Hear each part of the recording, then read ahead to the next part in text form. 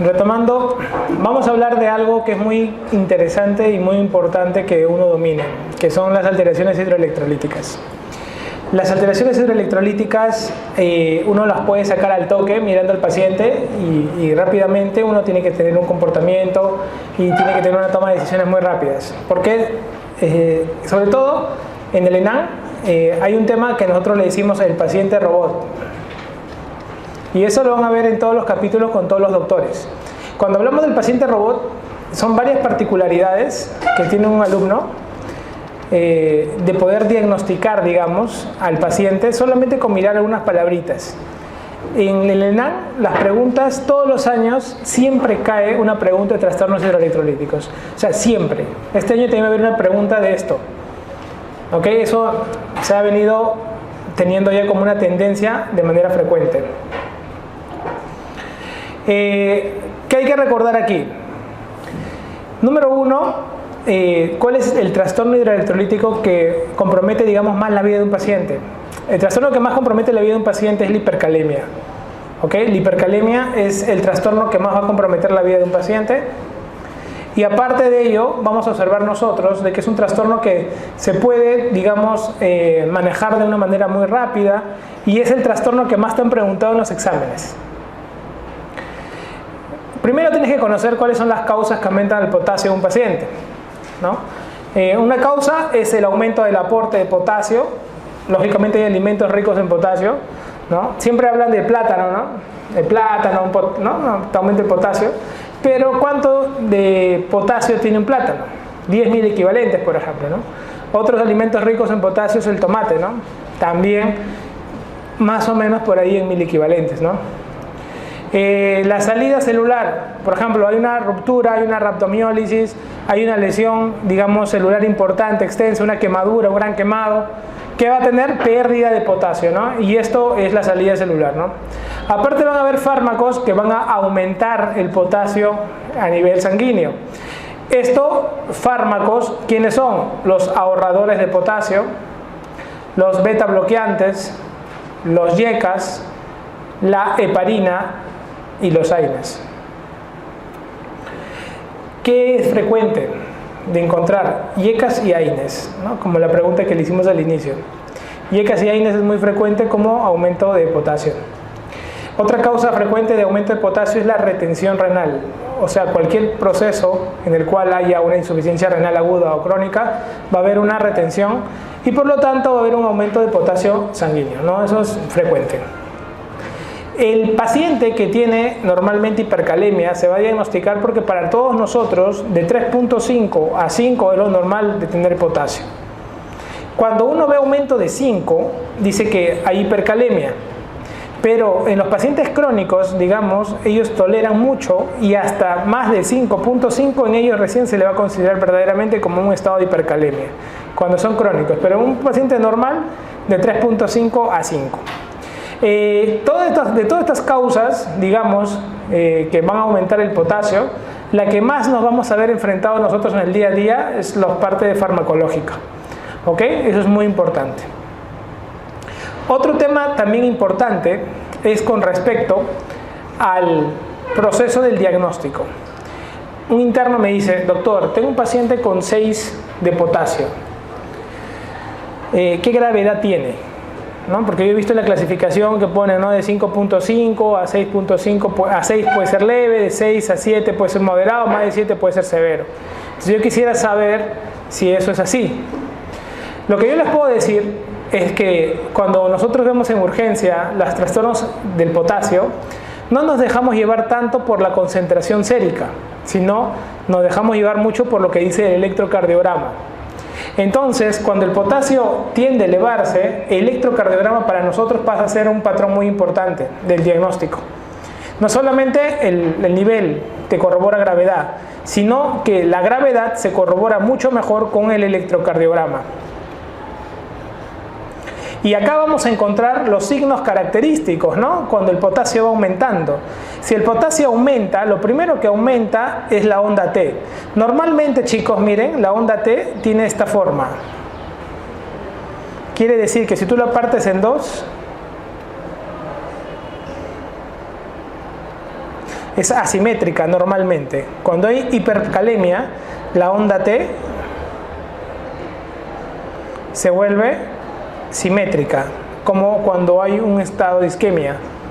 Entonces, la simetría le da esa forma de picudo.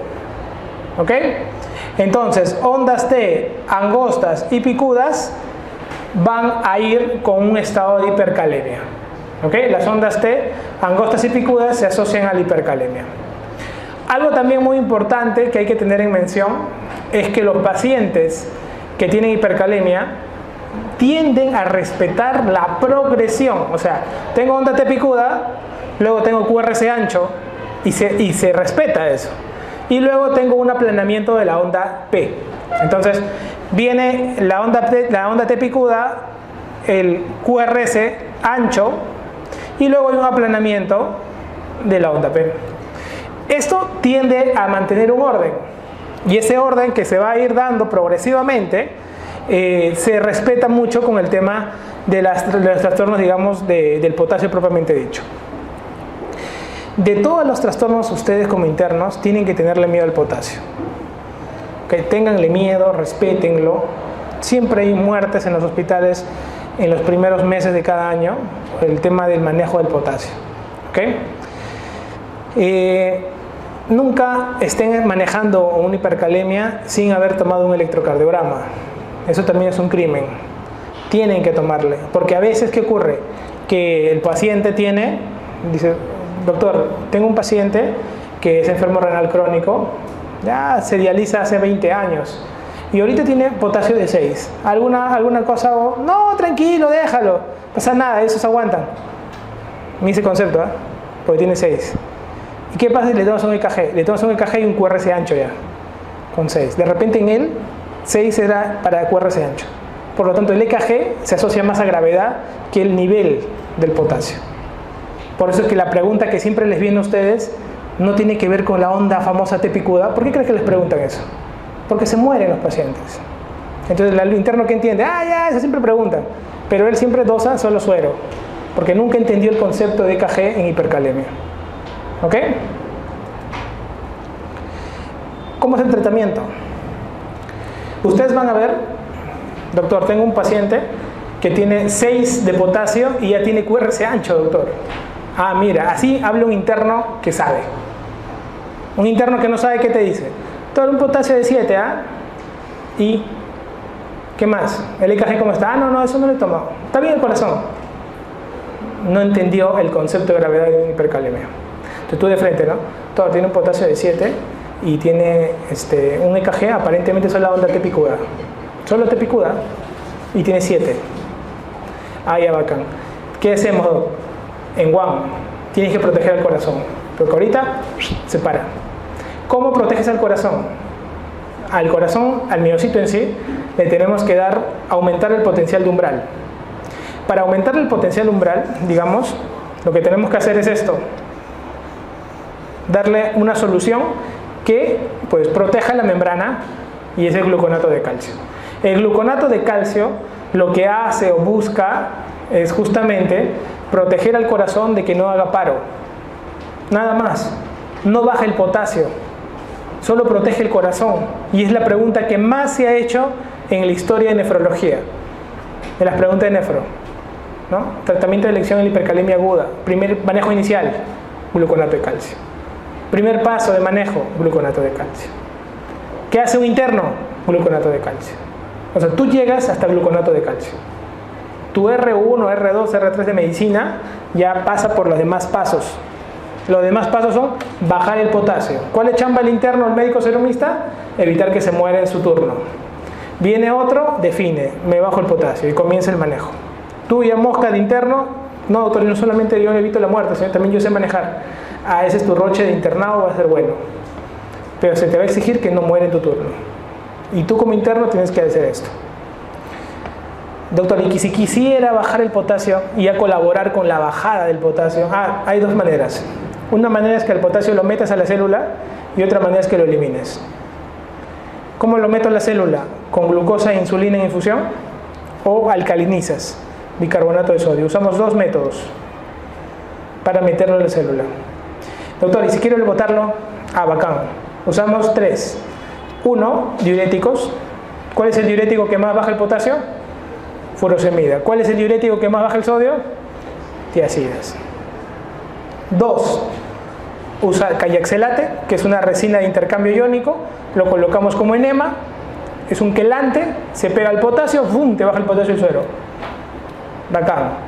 Cuando no funciona 1, 2, 3, 4, acá incluso falta uno más.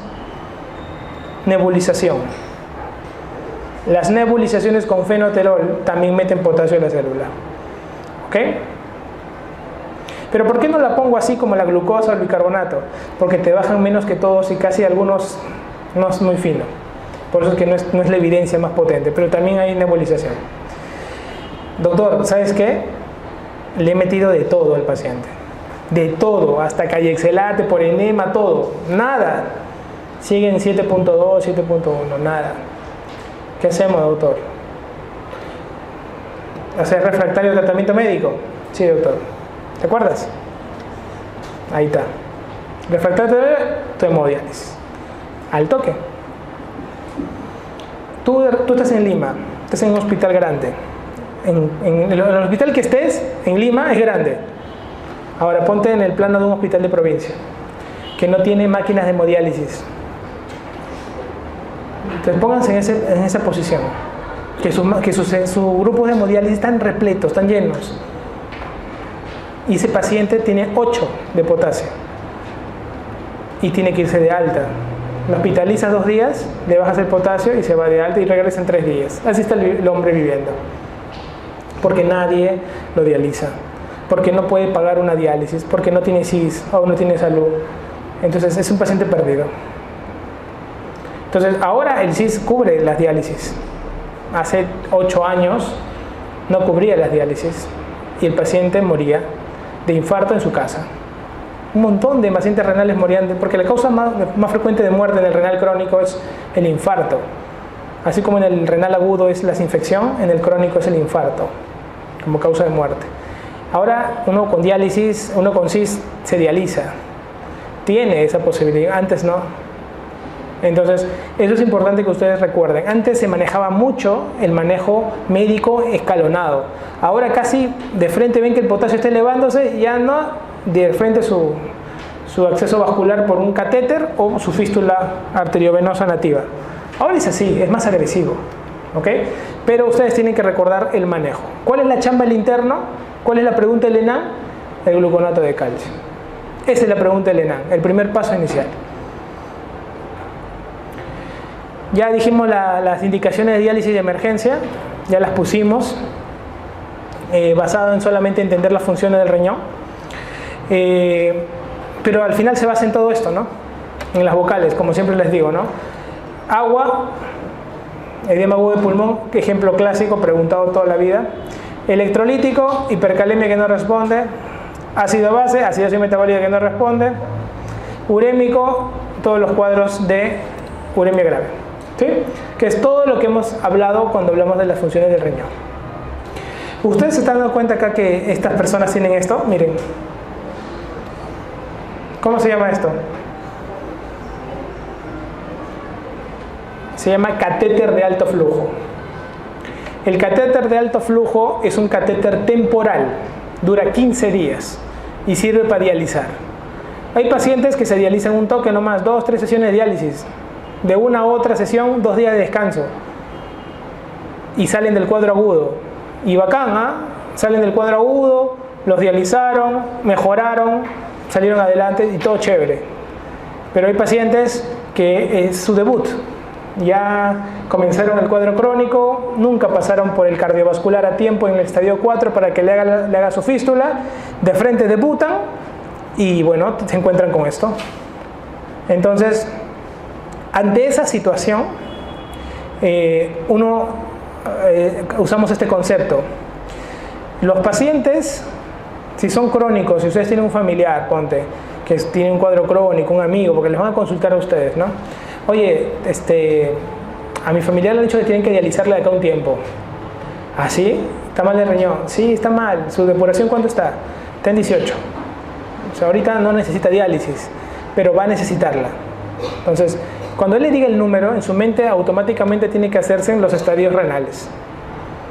¿Ok? Entonces, estadio 1, estadio 2, estadio 3, estadio 4, estadio 5. Al toque. Y tú dices, estadio 4. Si el estadio 4, que es de entre 15 y 29, tú dices, estadio 4, cuando ya está en estadio 4 hay que crear el acceso vascular. El acceso vascular no es esto. Esto no es lo ideal. ¿Sabes por qué? Porque meter un catéter a un ser humano es meterle plástico a un ser humano. Y el plástico se infecta. Y aparte que eso no tiene anticoagulante natural. No es como tu arteria o tu vena que tiene anticoagulantes naturales. Esto de acá se trombosa. Entonces, ¿cuándo se coloca un plástico? Cuando te agarró, pues ya no tenías nada que hacer. Estás ahí, ¡pum!, debutó. Ya, métele para dializarlo de emergencia, un edema agudo de pulmón. Pucha, el pata nunca se hizo su fístula, nada. ¡Pah! Catéter de frente, alto flujo. Lo dializan y así está con su diálisis 3, 4 días. Y va al cardiovascular ya con su catéter. Así vienen acá. Doctor, disculpe, porque me da mi fístula. Y tu catéter acá puesto.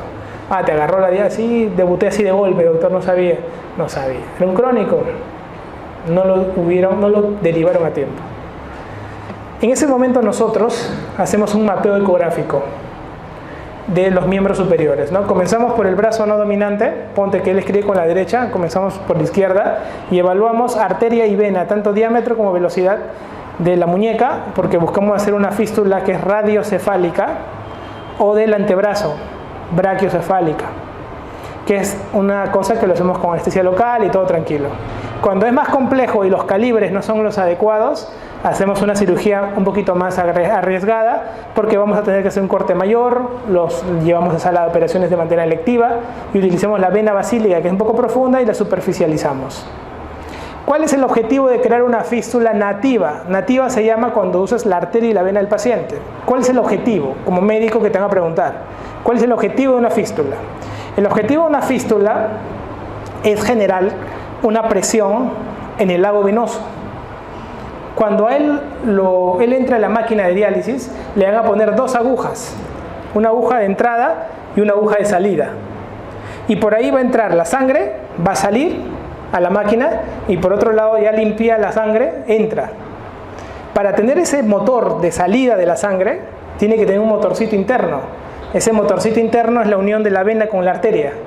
Y el flujo de la arteria bota la sangre del cuerpo a la máquina y la máquina la devuelve al otro sector venoso. Por eso que tenemos que unir arteria con vena. Y lo ideal es con la arteria y vena del paciente, eso se llama nativo, porque no tiene infecciones, tiene mayor duración y todo eso.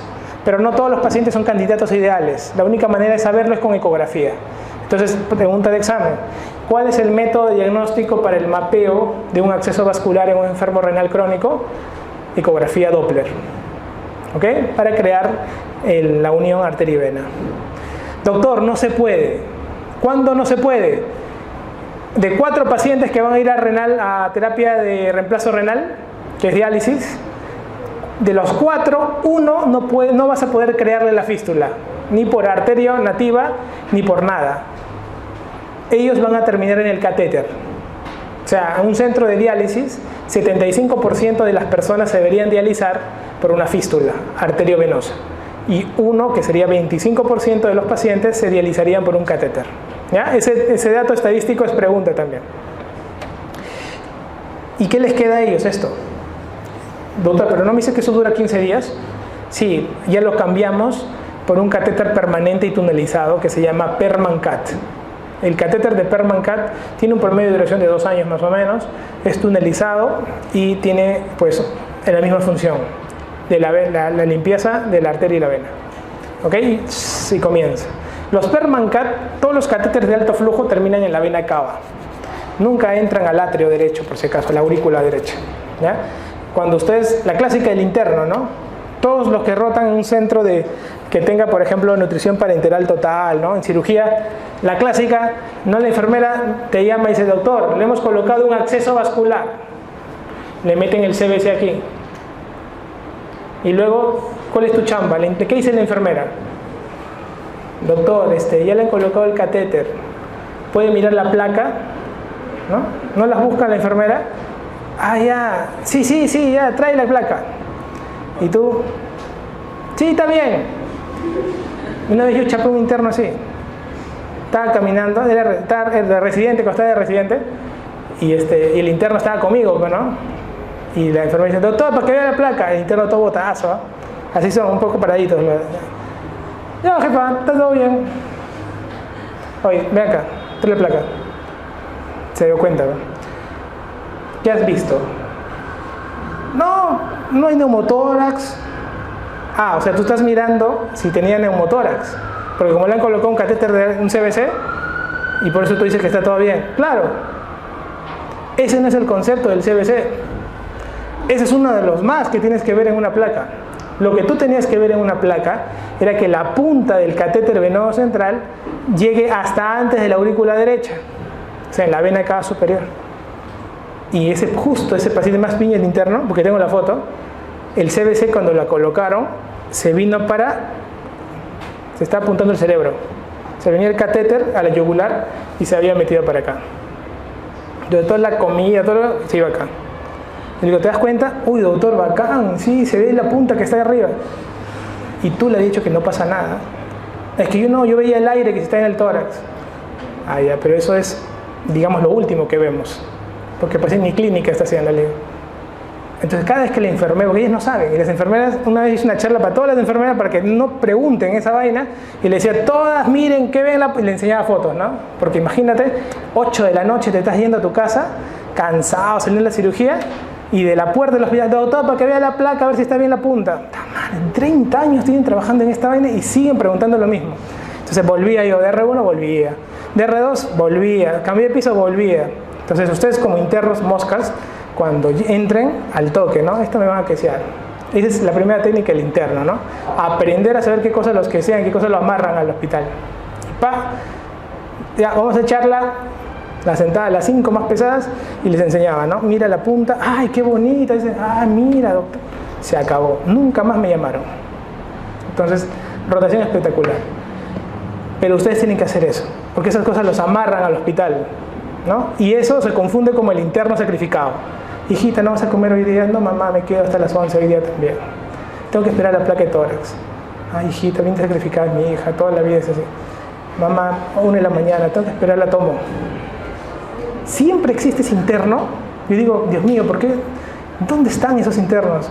Siempre existe el interno que se mata hasta la 1 de la mañana, 2 de la mañana. Él cree que acabando el internado van a llamarlo delante del público y debido a lo que no durmió, al sacrificio de todo el año, bajó 5 kilos de peso, él perdió a su novia, a su perro, su casa se quemó, vivió en el hospital. ¡Aplausos! Él se alucina así,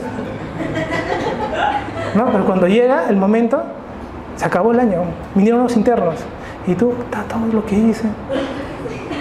11 en el enano, me sacrifiqué matando, y este vago 17 sale en la foto. Así me han buscado los internos y he hablado con ellos. Pero esto está muy amanecido, ¿no? No vale eso. Ya no vale. Ya. Eso era antes, cuando no había tecnología, pero muchachos, no había internet. Se quedaba hasta el final, querías ver cómo evolucionaba el neumotórax, muere o no muere. Ahora no. Ahora tienes criterios predictores, cuál va a ir bien y cuál no va a ir bien. Leerlo y saberlo. O sea, ya no estás que quedarte, eso ya acabó. La generación de los que aman el hospital y que se quedan hasta las 11 de la noche, 10 de la noche, acabó. Ya acabó ya. Entonces, inteligente tú, temprano mi visita, ¡vum! Arranco con todo, 3 dudas en la visita, el doctor habló piedras. Me voy para allá, 10 de la mañana, ¡vum! Comienzo a leer. Hoy todo el día leo, todo el día banquea. No importa, tú estás viendo tu futuro. Ahora es más difícil. 1 de la tarde, todos van a comer, tú necesitas comer, no vas a dejar de comer, tienes que ir a alimentarte, tranquilo, pero eso sí, la sobremesa de 10 horas que te metes, redúcelo a 1 hora, media hora, porque ahí pierden tiempo los internos. A partir del almuerzo ya acabó el internado, y ¡bum! Relaje hasta las 7 de la noche. Se acuerdan, no hay que estudiar horas, pero ya estás cansado ya. Entonces, acaba tu almuerzo, nuevamente comienzas a estudiar. Entonces la idea es que no pierdan ese ritmo. Acuérdense que la velocidad de todos los internos, o sea, se vuelven adrenérgicos a partir de agosto. Ustedes que están ahorita, hasta agosto, vuélvanse adrenérgicos. Cuando lleguen a esa etapa, créanme que su solvencia de resolución va a ser muy alta. Y eso le pasa a todititos los internos que desde ahorita están estudiando. Entonces, todo lo que están invirtiendo ahorita en su tiempo, todo, le va a pasar factura en agosto y va a valer la pena. Entonces, siempre les voy a dar consejos de ese tipo y aprovecho estos momentos que hacen, digamos, la diferencia, ¿no? Segunda, trastorno electrolítico. Hiponatremia. Clásico, ¿eh? Esta es la pregunta que todo el mundo cae porque tiene que haber, es la pregunta que te meten electrolitos, ¿no? Te meten números y la gente acá comienzan los monstruos y todo el tema. Mira, el sodio normalmente está entre 135 a 140, más o menos. Cuando baja el sodio, este es el segundo trastorno que, digamos, más vemos en frecuencia en los hospitales. En algunos centros del mundo, la hiponatremia es el trastorno más frecuente. En el Perú no hay ningún estudio que te diga que sea el más frecuente, ¿ok? No hay ninguno que diga, no, la hiponatremia no, pero guías internacionales muestran como que el trastorno más frecuente es la hiponatremia, ¿ya? Pero la que más mata es la hipercalemia. Entonces, digamos, nosotros nos vamos a copiar de las guías extranjeras y vamos a repetir que sí, la hiponatremia es lo que más vamos a ver en un hospital. Es importante que recuerden que la instalación del tiempo de la hiponatremia implica horas, ¿no? Si es agudo o si es crónico, ¿no? 48 horas. La diferencia en el tiempo de agudo y crónico es 48 horas. Es importante recordar que la hiponatremia tiene una alteración cerebral. ¿Qué quiere decir? Siempre les digo a todos los chicos que el potasio hace clínica muscular. Acuérdate de muscular, de K. ¿Por qué? Porque hace alteración. K, ¿por qué? Músculo liso, ilio, hipocalemia asociado al ilio, paralítico, músculo esquelético, calambres. El potasio se asocia a calambres en músculo esquelético. Músculo cardíaco, ya tú sabes, paro, ¿no? Hipercalemia, paro. Entonces el potasio se acerca a la parte muscular. En cambio el sodio, yo le digo así al sodio, ¿no? Sistema nervioso central, acá le pongo la A. El sodio, su clínica es más neurológica, ¿ok? Más neurológica. Y el sodio sí se asocia mucho a esto. El sodio no tiene EKG. El sodio sí va con el tema de la concentración sérica. Entonces, vas a ver hiponatremia leve, moderada y severa. Yo le tengo miedo a la severa, porque cuando es severa, ocurre esto: convulsiones. ¿Y por qué preguntan mucho hiponatremia? Por el algoritmo. Ninguna alteración electrolítica tiene un algoritmo, solo la hiponatremia. Y te lo van a preguntar por eso el algoritmo. ¿Qué vas a marcar? Te van a decir. Una hiponatremia, apenas se diagnostica, tienes que saber si es la osmolaridad plasmática está aumentada, está disminuida o está normal.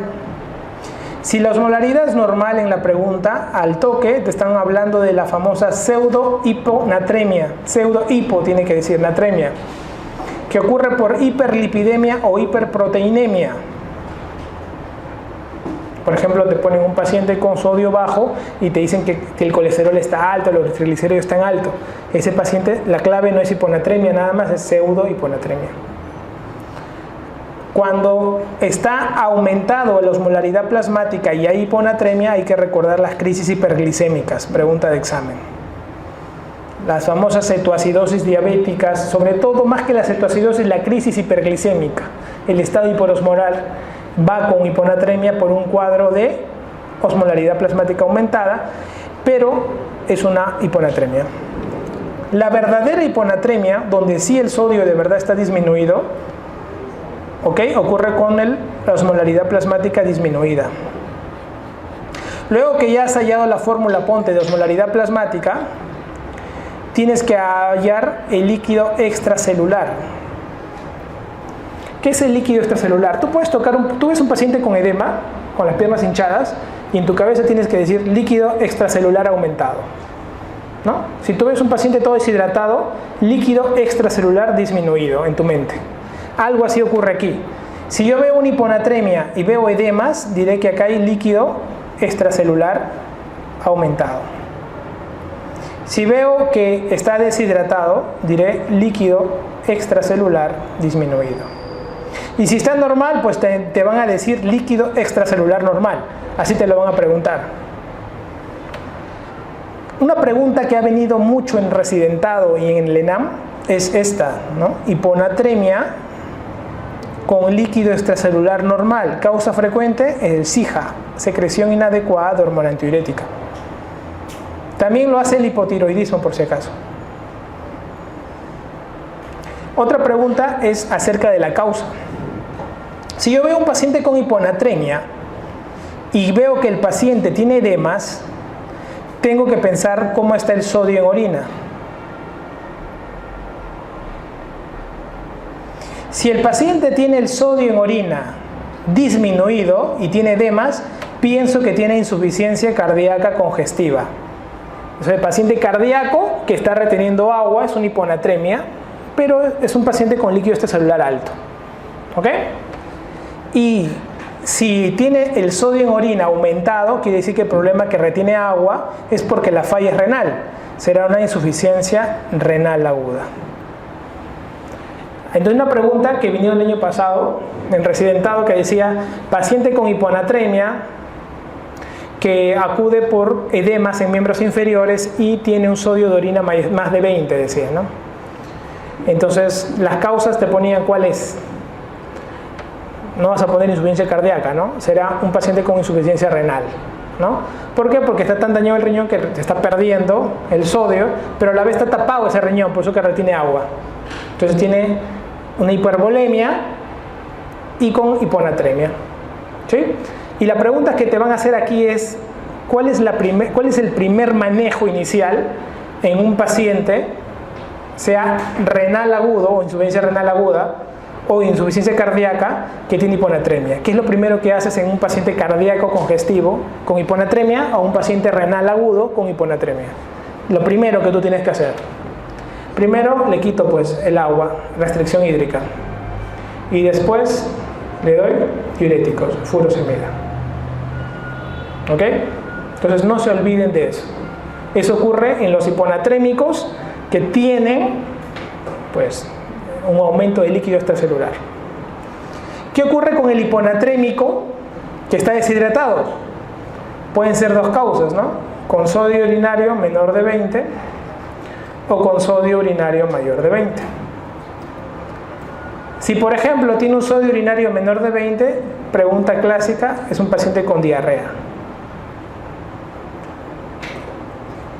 Los pacientes con diarrea o con cualquier estado de deshidratación con hiponatremia van a tener un sodio urinario menor de 20. ¿Y por qué tienen menor de 20? Porque el riñón recapta el sodio para jalar agua, pues. Por eso que al final termina botando poco sodio en orina. En cambio, el paciente deshidratado con sodio urinario mayor de 20 es el paciente que consume diuréticos. Pregunta de examen. A cada uno hace una pregunta de examen de diferentes exámenes. ¿Cuál es el manejo del paciente con hiponatremia deshidratado? Cloruro fisiológico al 0,9%. Cloruro fisiológico al 0,9% es el manejo. O sea, el manejo del pata con diarrea con hiponatremia, le meto cloruro. El pata con mucho diurético, que se pasaron la mano de furosemida y está hiponatrémico, le meto cloruro. Ese es el manejo. O sea, tienes que saber cómo manejar. Y doctor, ¿y cómo manejo un SIJA, por ejemplo? ¿No? ¿Cómo manejo un líquido extracelular normal? Bueno, será el manejo de fondo de la enfermedad. ¿Ok? Desmopresina, ¿no? O sea, cosas directas de la enfermedad. Entonces, mira cuántos manejos distintos hay, ¿eh? Mira, hay un manejo, hay dos manejos, hay tres manejos y el otro es el cuarto manejo cuando es convulsión. Cuando hay convulsión en una hiponatremia hay que dar cloruro de sodio al 3%. Pregunta de examen. ¿Ok?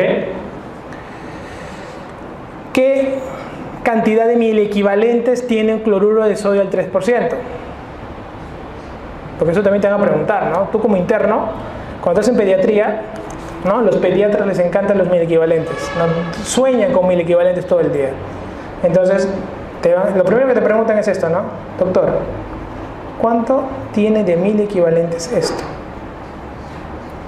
Al 0,9%. El cloruro fisiológico, ya, eso es lo que tú todos los días ves. ¿Cuánto de 1000 equivalentes tiene? ¿100 qué? Muy bien, 154 1000 equivalentes. ¿De dónde salió esto? Esa es la pregunta que tú tienes que hacerte. ¿Por qué? Porque si te enseño con 0,9, vas a saber con 3, con 4, con 5%, tú solito vas a poder sacarlo, ¿no? Entonces, cuando te pregunten esto, tú tienes que hacer lo siguiente. Tienes que recordar que 0,9%, o sea, 0,9 gramos en 100, ¿no? Esto, está medio rayado acá arriba mejor, o acá atrás, ya, a ver acá, ya, acá lo vamos a hacer. Mira, 0,9%, ¿qué significa? 0,9 gramos en 100. ¿En un litro cuánto es? 0,9 gramos en un litro ¿cuánto es? Lo multiplica solo por 10, ¿no? Muy bien, entonces será 9 gramos en un litro. Muy bien. 9 gramos es igual a 9000 miligramos.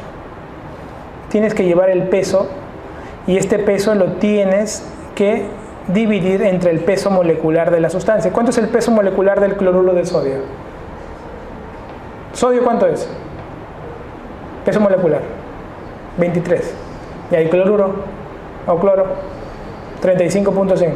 Ya, ¿cuánto es su peso molecular en total? 58.5. Ya, ahora dividan todos 9000 entre 58.5. Todos divídanlo para que hagan el ejercicio mental. Porque si saben, ahorita les estoy enseñando a pescar, ¿ya? Después ya van a poder comer solo de lo que pesquen. Pero si no les enseñan a pescar, van a estar dependiendo de un R1, R2, R3 matón y no les enseñan. ¿Cuánto sale? Más o menos. ¿Cuánto? Ya, más o menos, ¿no? 153, ¿ya ves? Miliequivalentes. Así sale todo. Entonces, cuando te pregunten ¿cuántos miliequivalentes tiene el cloruro de sodio al 3%? En un litro tienes que pensar siempre, así que el resultado tiene que ser miliequivalentes por mililitro, ojo. Entonces aquí tú tienes que decir, ya esto será, doctor, 1 mililitro de esto tiene 513 miliequivalentes, pero en mililitros, entre 1000, ahí está, doctor, 0,513 miliequivalentes en un cc. ¿Sí? Entonces, eso han preguntado, ¿no? ¿Cuántos miliequivalentes en un cc hay de cloruro del 3%? 0,513 miliequivalentes en un cc. Y en 1000 cc, doctor, multiplícalo por 1000, pues 513 miliequivalentes. Entonces, así tienen que trabajar. Otra cosa que quiero enseñarles, acá hemos aprendido 4 manejos de la hiponatremia, ¿no? Quiero recordarles que cuando el sodio está tan bajo y se acerca a 110, es peligroso, ¿eh?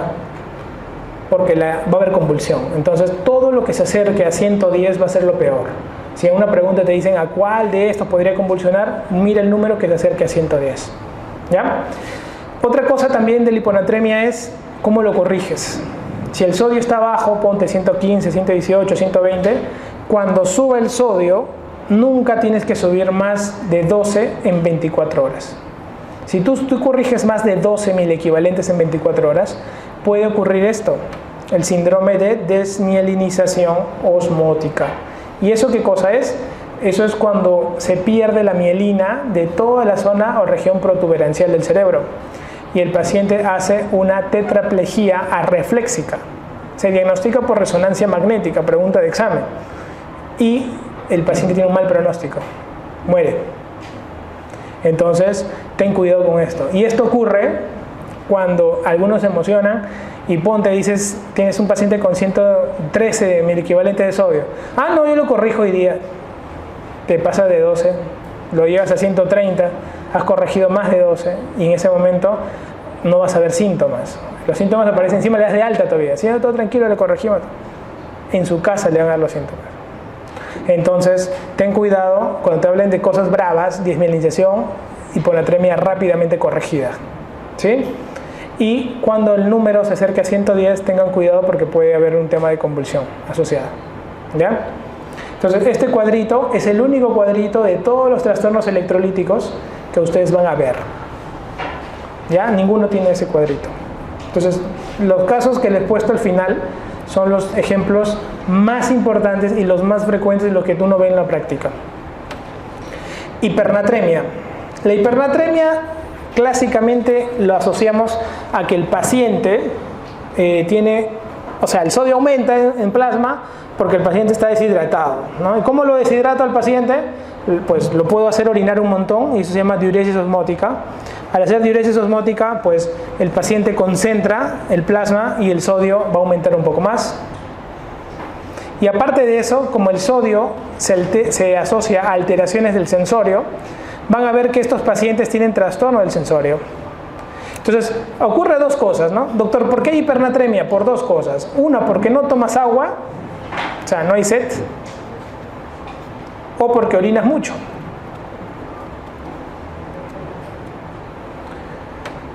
Primer caso, imagínate cuál es el caso clínico de una hipernatremia. Crea tu paciente robot en tu mente.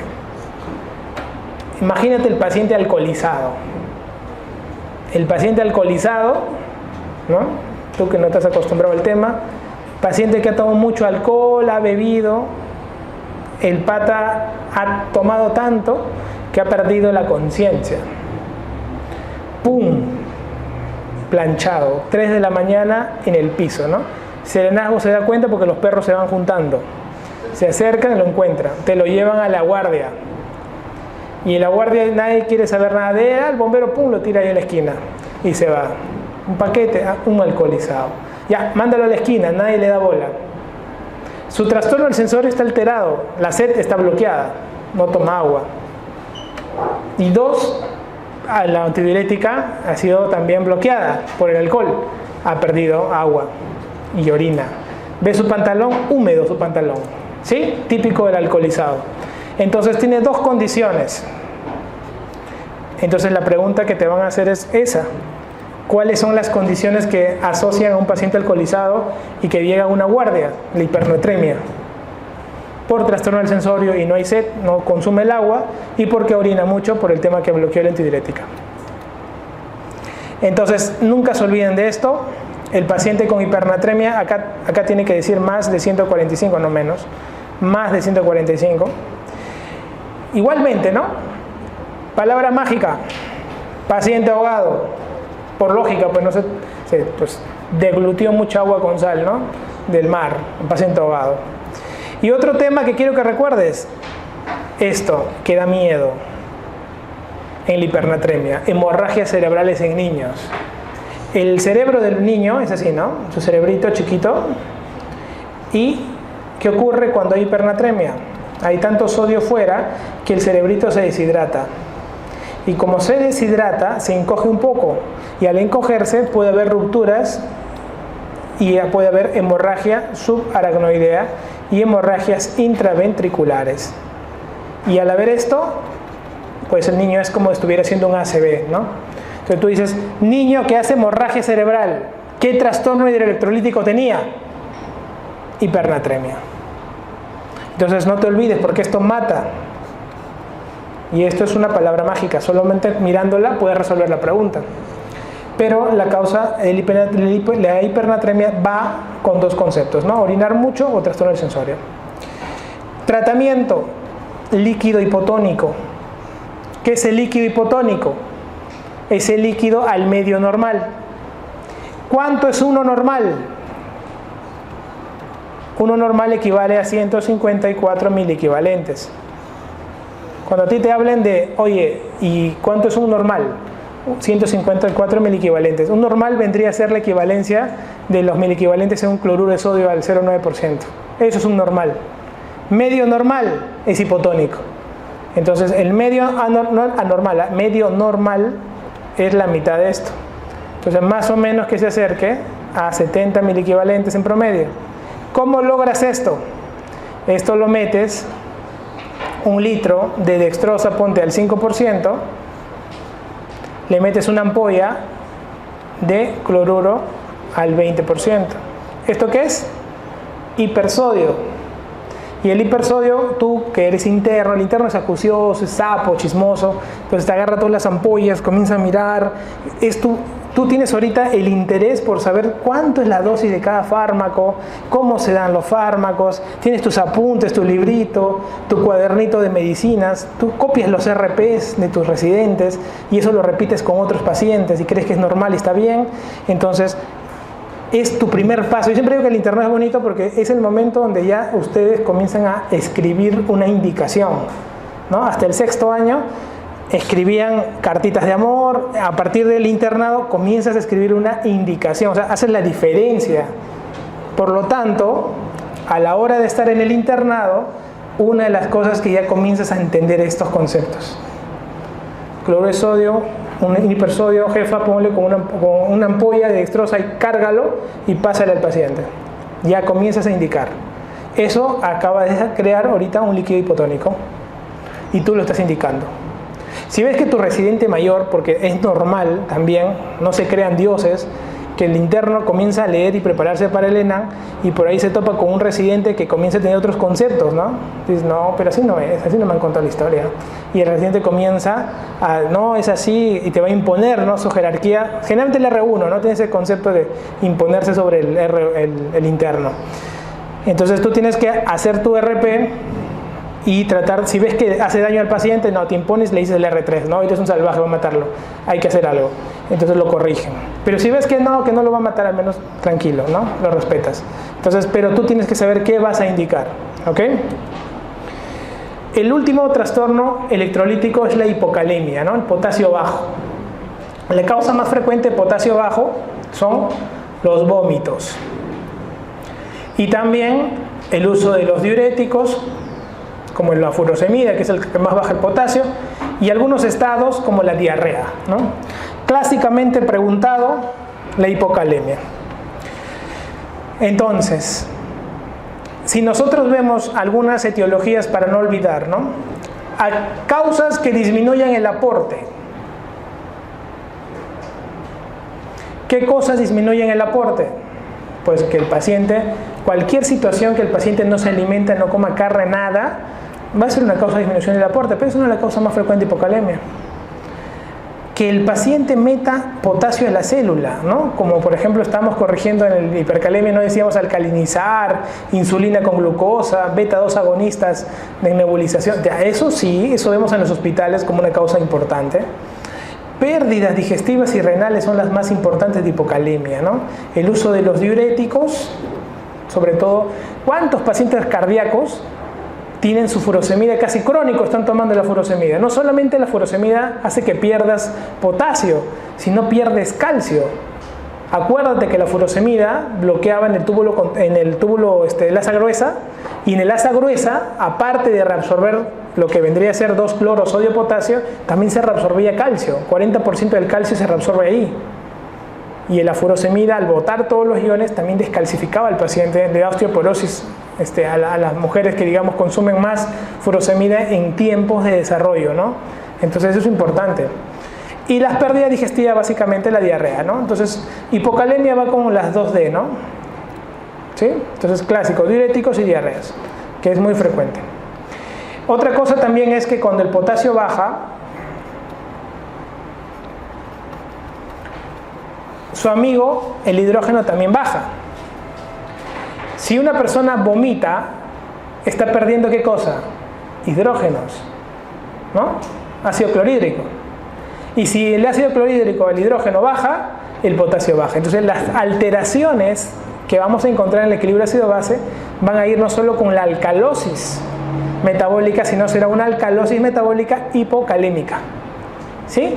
Este concepto es muy importante. Doctor, tengo un paciente con 2.8, ¿no? Tú estás en tu internado, 9 de la noche, te llama la enfermera, doctor, una consulta, tú que estás con tu mochila y yéndote a tu casa, 9:30, ¿no? Una consulta, mi paciente tiene 2.8 de potasio. ¿Qué hacemos, doctor? Decisiones, estás solito contra el mundo, 9 de la noche. Lo que tú digas se va a hacer, lo que tú digas. Nadie va a dudar de ti, no van a llamar al de guardia, al de emergencia, no, tú eres el doctor, eres la imagen ahí, ¿no? Todo tranquilo, ya mañana lo vemos. 85% de la respuesta del interno. No, ya mañana lo vemos, tranquilo, que duerma nomás, como si el sueño va a aumentar el potasio. 15% de los internos que dicen, ¿cuánto tiene? 2.8, doctor. Listo, ya, vamos a aplicar 2 retos de potasio. Su madre, de frente agresivo total al reto. Se queda con su mochila puesta, trae acá la hoja, hace al toque el reto. Doctor, el reto, en 2 horas tienes que pasar el reto. Ah, ya, doctor. Doctor, cada reto, ¿cuánto le va a subir? ¿No? La clásica del cointerno, ¿no? Oye, ¿cada reto cuánto le sube?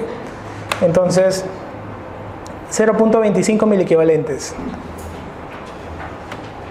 ¿Cuándo uso un reto? Cuando el potasio es menos de 3. Doctor, pero la hipocalemia es cuando el potasio es menor de 3.5. O sea, de 3.5 a 3, ¿qué le doy? Un plátano. O sea, comida. No te asustes. Tranquilo, pero yo quiero comer, doctor, un durazno. Come el durazno, no te preocupes. Ah, gracias, doctor. Un durazno es suficiente. Entonces tú tienes que tener esa seguridad. Pero dice, doctor, tiene 2.8, 2 duraznos. No. Cuando baja de 3, inmediatamente tú, ¿qué tienes que hacer? Reto. Cada reto, 0.25. Y entre reto y reto, puede ser de frente. Un reto 2 horas, acaba el otro reto 2 horas, y luego de 4 horas tu control, y tú que llegas a las 7 de la mañana, te entregan tu doctor, su resultado de su control y su reto. 1 hora después las toma el control, ¿no? Después que acabó el último reto. Sí, doctor. ¿Cuánto te? 3.6. Perfecto. Tú lo has manejado. Viene todo el residente, todo tranquilo, nadie se dio cuenta que tú analizaste, hiciste un reto en la noche, nadie. ¿Y cuál es el otro extremo?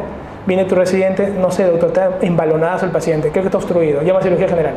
Te queció toda la mañana, no va a venir el cirujano general. Doctor, no, después voy, no, a las 10 voy, ya, no te preocupes. Doctor, oye, anda con el cirujano general. Doctor, 1 de la tarde viene el cirujano general, lo toca, no, pues está baloneado nomás, la placa de... Pucha, vas a buscar placa. Me han pedido placa de abdomen. Doctor, mira, placa de abdomen, 7 de la noche, todo el día te has matado. No, está tranquilo, está distendido. A ver, muéstrame los resultados que tiene. 2.4 de potasio. No, pásale potasio. Y te has tirado todo el día por no haber manejado una hipocalemia, te has queciado, no has hecho tu plan de trabajo, te ha quedado un montón de acúmulo de pacientes, te ha gritado el residente, te ha gritado hasta el externo te ha gritado también. O sea, todo el mundo dice, chamare, no he estudiado hoy día, ¿por qué es así este mundo? Y tú solito te has queciado. En la noche anterior, el mosca, el que... Tranquilo, un reto. Y no pasó nada toda la noche. Y encima, como eres bacán y no se complican tus pacientes, doctor, ¿me puedo ir hoy día a las 2? Tengo un cursito. Ya, compadre, anda nomás. Nunca se complican sus pacientes. Pero tú defines en las noches. ¿Ok? Esa es la estrategia del interno. ¿Ok? El reto de potasio, yo sé que te hablan del reto y todo. ¿Cuánto es el reto? Entonces, cloruro de potasio. El reto normalmente es una ampollita del Calium famoso del cloruro de potasio. ¿Cuánto tiene miliequivalentes más o menos? ¿20 cuánto? 27 miliequivalentes, ¿no? Ya está, esto más o menos es 10 cc. Algunos le meten 86 cc de cloruro de sodio al 0,9%, lo clásico, el fisiológico. Más 10 cc van 96 cc. Hay algunos que le meten, por ejemplo, para que el potasio no duela, le meten silocaína, ¿no? Dicen 2 cc de silocaína para que llegue, ¿no? Más 2 cc de bicarbonato. ¿Por qué? El bicarbonato alcaliniza la silocaína, la cristaliza y la pega a la vena. ¿Por qué hacen todos estos mejunjes en un reto? Y esto entra en un Volutrol de 100 cc. Porque teóricamente el potasio, cuando se pasa por vía periférica, no debería pasarse más de 10 miliequivalentes por vía periférica porque te quema, ¿no? y teóricamente por eso le meten la silocaína y le meten el bicarbonato para que potencie el efecto del local de la silocaína, ¿no? Entonces esto de acá tú lo preparas, le das a la enfermera y que lo pasen en 2 horas. Acaba 2 horas, este paciente con 2.8, yo le metí un reto nomás, no 2, un reto y de ahí tranquilo, ¿ok? Algunos le meten 2, no pasa nada. Pero si tienes 2.5, sí, pues no seas malo, métele 2 retos y te avisa la enfermera o me avisas si alguna cosa. Vas trabajando en equipo, ¿ok? Otra cosa, cuando hagan retos, no se olviden, por más cansado que estén, vean la orina, ¿no? Siempre digo, yo cuando hablo del reto le hago así, ¿no? Reto y pongo la O grande, porque tienen que ver la orina. La enfermera te va a decir, doctor, tiene 2.8 de potasio. Ya, dale 2 retos, jefa. Y por teléfono todavía. Pero doctor, no va a venir el paciente. No se preocupe, mándame por WhatsApp la foto. ¿Cuándo tiene? 2.8. Ya, da 2 retos. Nunca preguntaste si orinaba o no orinaba. Al día siguiente que llegue, el reto es que busques una explicación, ¿no? Entonces, le va a dar un paro al paciente y queda ahí. Entonces, tienes que darte cuenta. ¿Está orinando? ¿Cuánto orina a las 12 horas? Ay, doctor, ¿de verdad? ¿No ha orinado? ¿Te das cuenta? Recién se dan cuenta. Entonces, ahí es donde tú tienes que analizar por qué. ¿Por qué no orina y tiene hipocalemia? ¿Qué está tomando de medicamentos? Le han dado sulfurosemida cada 8. Cada 8 y ahí ya encontraron la explicación, ¿no? O sea, súper deshidratado y ya barrido con todo, y es un diurético. Y eso pasa frecuentemente en los hospitales. Cuando paso visita, lo primero que le digo al residente es eso. Son pacientes, los que vemos nosotros son cardíacos, digamos, usan diuréticos. Oye, ¿cómo está tomando? Una ampolla cada 6, doctor. ¿Y cuánto está su potasio? Ay, 2.4, doctor. ¿Te das cuenta? Y su orina un montón. Ya, está bien, pero botó todo el exceso, pero corrige el potasio. Y corregimos el potasio. O sea, eso es un manejo un poco dinámico lo que ustedes tienen que hacer. ¿Ok? Y a nivel del EKG, lo que tienen que recordar es el potasio y el calcio. En potasio, si hay hipercalemia, nunca se olviden la T picuda. Va a marcar el inicio de un manejo. Y cuando es calcio, si el calcio es bajo, el QT se prolonga. Y si el calcio es alto, el QT se corta. Al revés. ¿Y sabes por qué yo les digo esto? Porque ¿cuál mata? ¿La hiper o la hipo? Ah, qué buena pregunta, ¿no, doctor? ¿Qué, doctor? ¿No matan las dos? No, hay una que te mata más rápido. Así como en el potasio. ¿Quién te mata en el potasio? La hiper, ¿no? La hiper te mata al toque, ¿ah? Y en el calcio, ¿quién te mata al toque? La hipo, lo contrario. Porque la hipocalcemia hace QT largo, y QT largo es sinónimo a muerte súbita. Doctor, el calcio lo tiene un poquito abajo nuestro paciente, ¿ah? Ya, ¡pum! QT largo, muerte súbita. Y encima está tomando un fármaco que también te prolonga el QT, ponte eritromicina, se potencia el efecto de la hipocalcemia, más la eritromicina, QT largo, ¡pum! Muerte súbita. ¿Ok?